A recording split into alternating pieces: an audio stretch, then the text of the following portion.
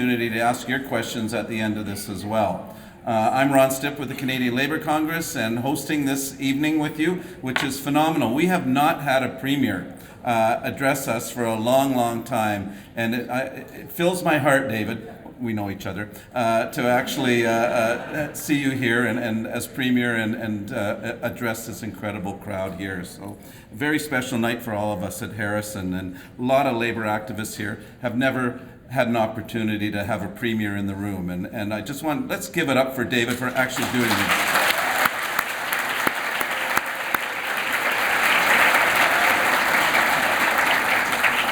So to start, in order to get started today, I want to introduce to you the newly elected president of the BC Federation of Labour, Suzanne Skidmore.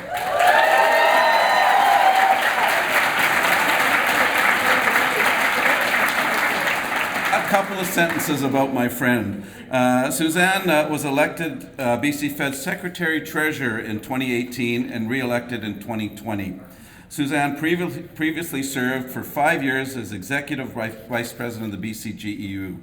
And you know, for me, as a gay man, this is incredible. Suzanne is the Federation's first out and queer president, and that's phenomenal.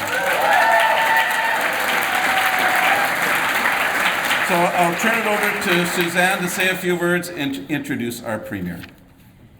Thanks, Rob. Awesome. Nope. We're going to put this right here, so it's not in the way of the camera guy. All right, we're going to do this. David, you're going to have to fix it when you get up here. We also know each other. And you all will know him by the end of the night as well. So thanks, Ron, for the lovely introduction. It's so great to be up here and be able to chat with classes and all of that today, and it's an amazing opportunity for me to get to introduce my friend David, our amazing premier here in British Columbia. But I do want to take this opportunity to talk to you about a few things that we've done together so far. There's more work to do, but we've come a long way. And in British Columbia, we are very fortunate, as Siobhan will have talked about in various classes she was in across the country, to have this dynamic NDP, Labour, government, partnership, friendship here and accomplish amazing things. We have accomplished amazing things in the last 5.5 years since that warm June night where John Horgan walked over to the Lieutenant Governor's house and had a little chat about forming government. And we still, many of us, remember very vividly what life was like in BC for the 16 years that the Liberals were in power. I know personally I was infected. There was that. I was impacted. I was personally impacted. I worked in the courthouse in Prince George only because I had previously worked at the welfare office and my job was cut by Gordon Campbell and the BC Liberals. And all of these services that the BC Liberals cut all across our provinces, the services that the people here, you, your families, your friends rely on, and the communities that we live on. We still remember just how petty and cruel and vindictive the Liberals are and can be. We still remember very clearly that Kevin Falcon was at the center of all of it. I sure do.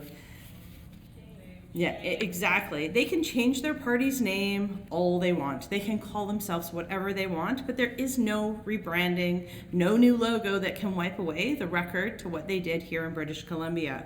So when John Horgan and the BC NDP came into office, there was lots of ground to make up because we all know it's easier to break things than it is to build them back up, and they sure were broken. And the list of things that we've accomplished together, although they felt impossible some days, is long, and I can't mention them all, but I am going to mention a few, and I'm sure I'll miss some along the way, but these are some that are really close to my heart, and I really want to make sure that you know these things happen because of you, because of the Labour movement, and because we have a BC NDP government here in British Columbia. So we went from having 0 to 5 days of paid sick leave, the most of any province, which is incredible. You give yourselves a hand because you did that. We did that together. We also have paid leave for workers who are experiencing domestic and sexual violence. That is an incredible need for people, and we need more, and we're going to keep fighting for more. We went from having the worst asbestos licensing and regulation in the country to having the best. Workers are dying every single day. People are dying every single day because of the lack of regulations in this province around asbestos. And now British Columbia is the best. That's because we have a BC NDP government and because the labor movement never stopped fighting for it. We've restored skilled trade certification and paved rewarding careers for thousands of British Columbians along the way in the skilled trades. It's huge. We have an anti-racism data act. We have the highest minimum wage of any province, which is now indexed to inflation, which is amazing. There were badly needed reforms to workers' compensation, and there is more work to do there. I know many of you are very alive to that, and we are going to keep pushing on that. There's an action plan on gender-based violence, and we're directly involved in the work that is happening around that with the labor movement and the NDP. The principles of the UN Declaration of the Rights of Indigenous Peoples, not only are they enshrined in law, but now at the heart of action plans from every single ministry and agency in British Columbia. That is amazing. Not to mention the returning privatized healthcare workers to the public system. I see you out there. Single step certification. Where's those organizers in the room? Yeah. So when workers say loud and clear in this province that they want to join a union, they get a union, and they should. And we should see a lot more workers out there joining unions. For the past 4 years, we at the BC Federation of Labour, we often talk about the 500,000 workers or 500,000 workers who are affiliated to our organization through all of your unions. I want to see that number grow, and I'm hopeful that we'll see that relatively soon. So, speaking hypothetically, if I was the new premier, I'd be looking at that list and I'd be thinking, now, how can I top that? So, as it happens, Mr. Premier, we have some suggestions. Because as much as we've achieved together, there's a lot left to do. I know we've talked about this a lot already. There is work to do to make life better and fairer for working people here in British Columbia. In BC, unions will be working to spur the government into action in the coming months, and we'll be collaborating, and sometimes we're going to be pushing, and always we're going to be making the aim at making progress for working people and for British Columbians. In areas like precarious employment, too many employers have turned misclassifying their employees into a business model, and it's time that needs to stop. A worker in this province is a worker, is a worker, is a worker, and they deserve the same respect and decent standards as any other employee. We'll be working to strengthen the employment standards. The backlog of Employment Standards Branch is atrocious, and when complaints take months or years to even begin addressing, the rules stop meaning anything. So it's time for funding to clear that backlog and start taking the initiative with prevention and education so that workers and employers are clear on what the rules are. And all of you here, I want, and we made this clear at convention this fall. We talked about this. I've talked about it in some of your classes today. We talked about 5 days of paid sick leave. It was very clear at our convention when delegates got up at the mic that they recognized this was a historic first move here in BC, and we celebrated that. We did have some feels about it also, but we're not done fighting, because our delegates at the BC Federation of Labour Convention made it very clear to us that 5 wasn't enough, and we needed to fight for more. And we also need to fix some of the things that are wrong with the system, including the 90-day window where people aren't even eligible for paid sick leave. So, because there's a whole bunch of people that are left out of the system. We're going to be pushing, like I said, on workers' compensation. There's a package of really important reforms that happened in the fall, but there's some critical issues that were left out of that we're going to keep pushing on. One of those things, of course, is how the WCB handles psychological injuries. So we're going to push really hard on that one, and we'll work on pay transparency, not we want pay equity, and we're going to keep working on these things because we want to make sure that we close the gender gap here, not only here in British Columbia, but across the country. We're going to be helping work with our partners and allies on Indigenous rights and reconciliation, because there can be no lasting prosperity and equity in British Columbia until we honestly confront our colonial history and the structures of injustice, and find a new way to acknowledge the history of our province, but also the present day issues that are going on for so many in our communities: equity and human rights, gender rights, women's equality, the transitioning economy to a low carbon economy. We're working through a lot of those things. A foundation of solidarity amongst all of you is allowing us to do that and push the bar for workers and change things for people here in BC. So we have an ambitious agenda, and even though I'm only scratching the surface, because there's much more to do, the past 3 years in particular have taught us that there is no point in thinking small. The pandemic has showed us just how deep the divides in society still are, but just how quickly and powerfully we can come together and address them, and just how important it is to have a government that listens to working people. And that means everything, not only to British Columbians. Whenever I travel outside of BC, I hear from labor leaders, activists, rank and file members, workers on the ground in provinces with some of the most regressive governments in living memory, and they tell me that what we're doing here in BC gives them hope, that they also can do better and that they can have better. And every time we take a step forward here in British Columbia, we raise the bar for those other provinces, and we give them a reason to keep fighting and to demand better. Past few months have given them every reason to keep hoping, because we have a new premier whose career is steeped in the work of justice and equity. I met David many, many years ago when he was doing some work with the BC Civil Liberties Association, helping out a family in Prince George who had a devastating incident happen to their family member. And that was the first time I'd come across David, and I already knew that he was ready to take on that fight. And ever since then, I've watched him take on many, many fights, including his time at Pivot Legal, Canadian HIV/AIDS legal network, and so many other things where justice and equity has been at the front of all of the work that he's done. In 2011 came a squeaker of an election where he, thank goodness, in Point Grey beat out Christy Clark, which was amazing.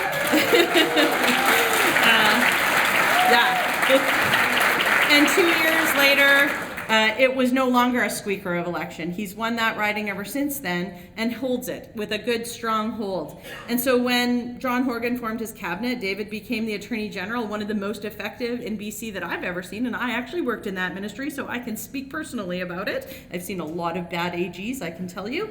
And so, the list is long, and I'm proud to call David my friend. The Liberals in this province destroyed a lot of things, including ICBC, and today we have some ICBC workers out in the crowd. I know you're out there because I talked to you today. And because of the work that you do, because of the work that the government does, and because of the laser focus that David had on fixing ICBC and making sure that it was an ICBC that was for the people of here in British Columbia, we are seeing the benefits of that and that laser focus. And now I know that he carries that laser focus into everything that he's done. He has hit the ground running as our new premier and hasn't stopped working. In his first 50 days, we have seen incredible action on housing, protection for renters, human rights, childcare, hydro rates, car insurance, and so much more. He's just getting started though, friends, and there's more to do. So it is my honor and privilege to invite my friend up, the leader of the BC NDP, the premier of our province, British Columbia, and the member for Vancouver Point Grey, the Honourable David Eby.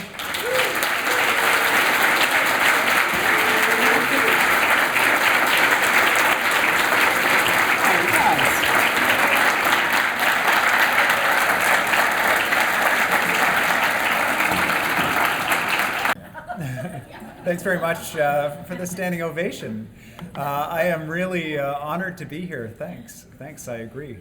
Thanks for holding the signs. Let me begin with a territorial acknowledgement. Obviously, it's an honor to be here on Stahelis and Stolo territory to join you here today. My first winter school was when I was at the BC Civil Liberties Association. And it was in around 2010.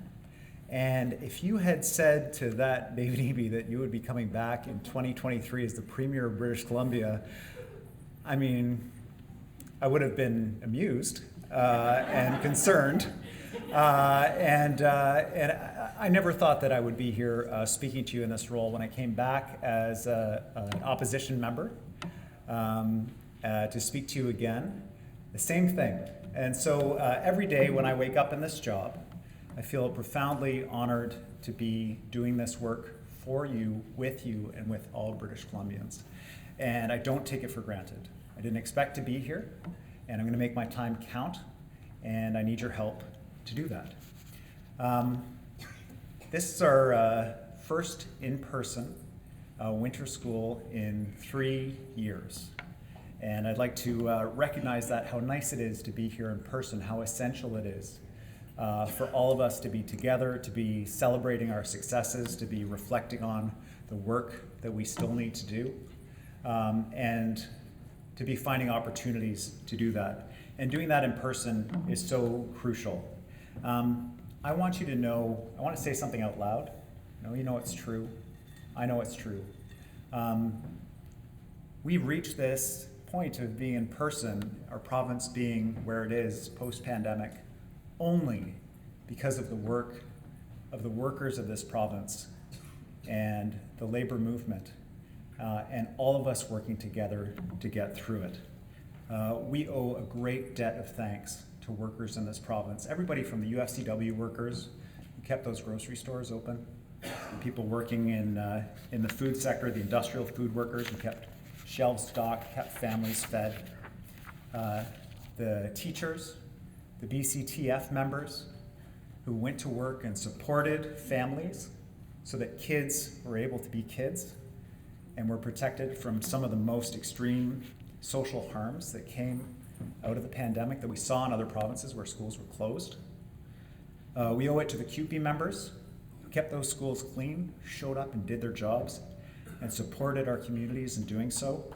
We owe it to the HEU workers who showed up, who kept our healthcare facilities open, all those healthcare workers who were administering life-saving vaccines for British Columbians, paid for with public money, developed in part through research done at a public post-secondary institution, the University of British Columbia. The pandemic has driven home the truth at the heart of the labor movement. Solidarity is the fabric of our civilization. It was obvious through the pandemic. We can't go it alone. It just doesn't work. So thank you to you and all of your members. That is just the tiniest slice of the work that was done during the pandemic by members of the labor movement, by workers across the province. Thank you.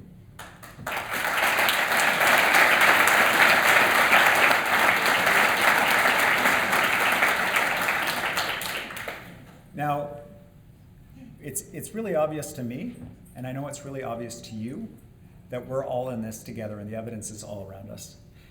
And we see it in things like healthcare and housing and approaches to government, because we know that there is another approach out there. Allowing those who have the means, who have the money to buy their way to the front of the line in healthcare, for example, it doesn't get rid of the line. It just changes who's at the front of the line. When you let speculation run rampant in the housing market, it doesn't solve the housing crisis. It just makes more money for the speculators.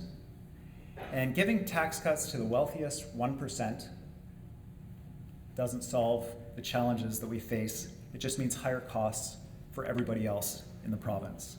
We couldn't afford that approach before, and we sure can't afford it now. Now, I don't know about you, but I've been watching the news out of Ontario, and in some ways, I never thought that I would get, I was at the BC Fed, and I got a standing ovation for saying something that I thought was common sense.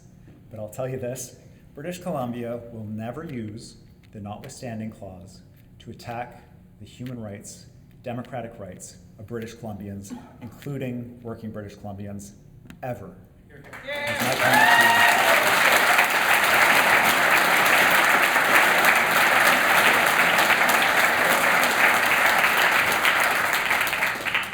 you. And I've been watching the news just this week out of Ontario on healthcare.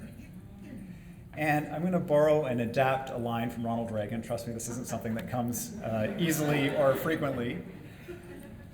Privatization of healthcare is not the solution to our problems. Privatization is the problem in healthcare.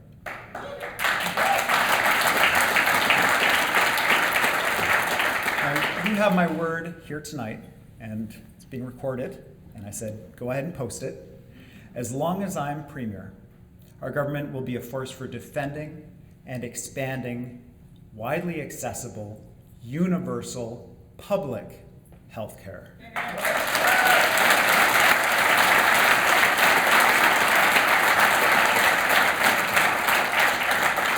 Now, I'm very grateful to my friend Suzanne for the very kind welcome. Really appreciate that. I want to thank the CLC for organizing this, all the workers who put this conference on. I want to thank the hotel workers who were, I don't know if you watched them at dinner, man, they were hustling. They were working so hard. I know they're super short staffed. So grateful to them for a delicious dinner and for hosting.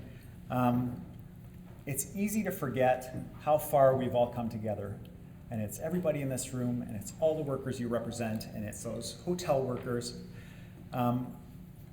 When our government was first elected, you heard Suzanne say now, we've got the highest minimum wage in the country. It's tied to inflation. But do you remember where we were?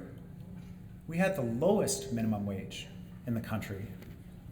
Working people were under constant attack. It doesn't matter if you were a teacher or if you were a forestry worker. Government tried to find ways to undermine your ability to organize, to improve your quality of life. Now, when we talk about sick days, it feels like such a common sense thing to people that when you're sick, especially post-pandemic now, it's so clear to all of us that when you're sick, you should be able to stay home and not have to worry about making rent, not have to worry about buying groceries, that you should be able to protect yourself and the people you work with, and the customers, the clients, the people you interact with. The 5 days of sick leave, and I hear very clearly, you're gonna push for more. The 5 days of sick leave is a basic. It's gotta be a basic. And the fact that that is unique in Canada is crazy. We have so much more to do. And instead of cutting, we came through generations of people. I grew up in a time where the core philosophy of government was cutting. We have to cut. The more we cut, the more we reduce services, the better life is going to be for everybody. But we're not cutting, we're building. We're building schools, we're building hospitals, we're building roads, we're building bridges, we're building public transit right across this province. And many of the biggest projects that we're doing are being done with community benefit agreements or with project labor agreements to make sure that when we're spending public money, that the benefit goes to British Columbians. The training opportunities, the apprenticeship opportunities, the numbers are off the chart for Indigenous people, women, people of color, getting opportunities in training and apprenticeships to build the infrastructure for future generations to come. I remember being told that childcare, affordable childcare, was too expensive for our province, that we wouldn't be able to do that. And it was labor, pushing for $10 a day childcare, pushing for affordable childcare. And now, just last week, we announced $550 in further fee reductions for parents, up to $6,000 per child a year for parents, that they can get their kids into decent childcare in our province. Imagine this, if you were facing domestic abuse or sexual violence, you had to go to work. And now our province says you have a guaranteed right of leave from work to sort out and deal with the trauma that you're facing in your life. These are basic human rights, and that is something that we have all delivered here together.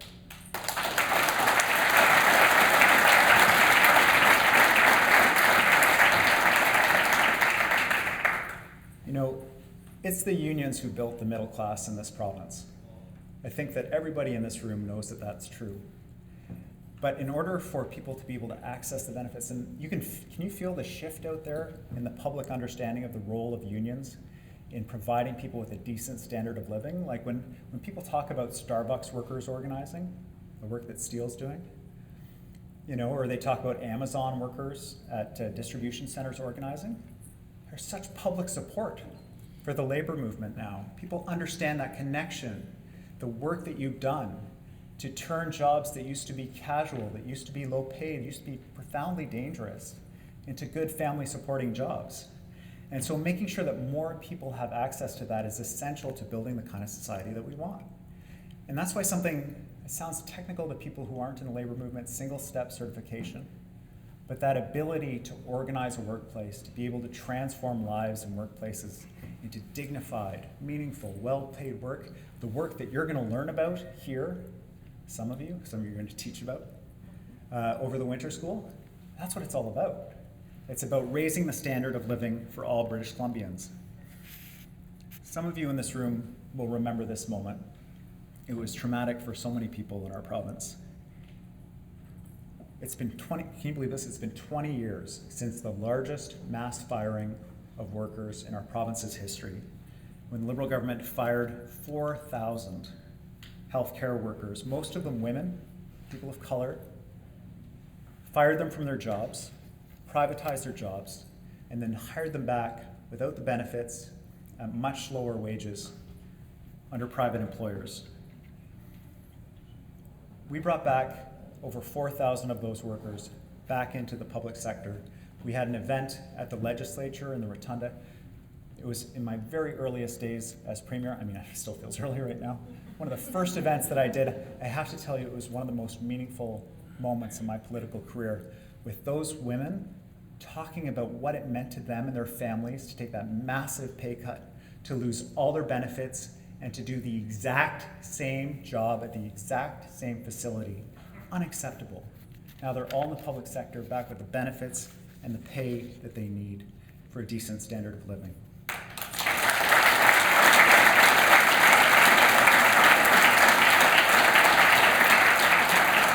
Now make no mistake, none of these gains would have taken place without you here in this room, without your members, without the organized labor movement, in workplaces, at the bargaining table, on the picket line, and your involvement in politics. Thank you for all of that work. And we have so much work to do together. Like you, our government knows that workers do not disappear the moment that their shift is over. They go back to their community. They're the renters worrying about being evicted from their homes and not being able to find another affordable place to live. They're first-time home buyers who are competing with speculators and investors for a place to live. They're grocery store shoppers looking at the rising costs and wondering how they're going to make ends meet. And their parents worried about their kids' school, their kids worried about their parents' health care. Their community members who may be concerned about what they're seeing in their downtown cores post-pandemic around mental health, addiction. They're campers, hunters, fishers, looking at ecosystems that have been degraded over generations of a lack of protection. We live in a time when a lot of people say, look, you just need to adjust your expectations downwards. If you expect less, then you won't be disappointed. But one of the reasons why I'm so inspired by the labor movement is that you are the seat of hope for better things. You have delivered better for workers for generations. Labor says to workers, you deserve better than this. You deserve a good job. You deserve a good and a safe home. We all do. And if we do this together, we can all have that and so much more. That's a hope that I share with you and with the labor movement as a whole. Now, the CLC Winter School is an important part of the work that we do together. You're going to be learning new skills for organizing, mobilizing, and bargaining. This is where the break room activists become organizers and leaders. And sitting among us could be a future Minister of Labor, Harry Bains. By the way, Harry sends his regrets. He's sorry he couldn't be here. He had a sudden and unexpected death in his family. But I can tell you this, I cannot be prouder to have Harry Bains as our Minister of Labor.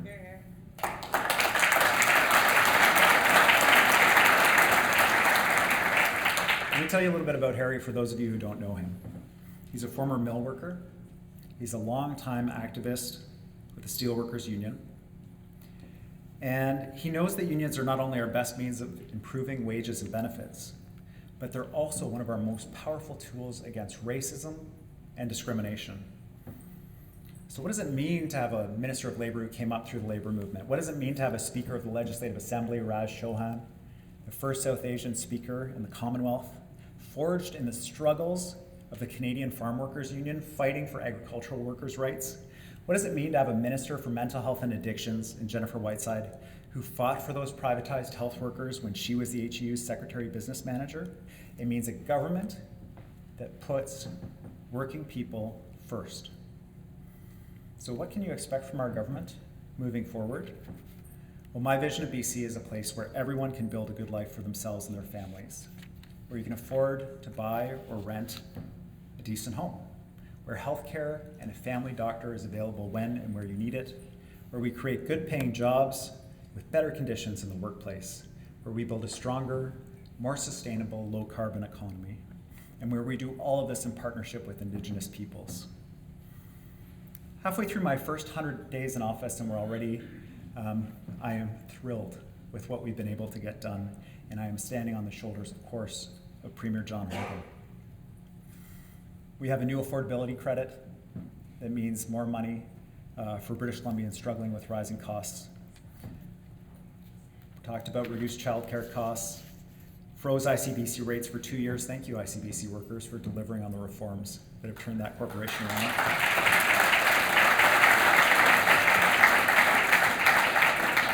$100 credit on BC hydro bills, legislation to increase housing supply and put an end to rental restrictions that were leaving units vacant while people looked for a place to live. $500 million towards preserving and protecting low-cost rental housing for at-risk tenants. We're strengthening our public healthcare system with new hospitals, a new medical school, the first new medical school in Western Canada in a generation, that'll bring more family practice doctors online. And we're getting more internationally trained health workers of all kinds, nurses and doctors and healthcare professionals. We're making sure their credentials are recognized. We're fighting the racism that keeps them out of the healthcare system when they have skills to offer British Columbians who are desperate for their support, and doing it in partnership. This is just the beginning. This is what a government with a strong labor movement alongside it can deliver. We must continue to work together to deliver a better British Columbia for everyone. I was talking about what it was like growing up with governments that believed that cutting was the way forward. And some of you, some of you may be too young to remember this. I grew up in Ontario, and Mike Harris was the premier. Yeah. some other Ontario transplants here, I hear that. The anti-union greed is good approach, if you can believe it, used to be sold to people as common sense. In fact, the banner Mike Harris ran under was the so-called common sense revolution. But after years of pandemic and financial scandals and fallout, I really feel that people are shifting their understanding and that a new common sense is finally emerging. People are finally catching up to where the labor movement has been for a long time. The new common sense says we're stronger together. I believe it. And I am so excited to see what we achieve together and what else we can accomplish with a little bit of hope and solidarity. It's an honor to work with you. Thank you for having me here this evening.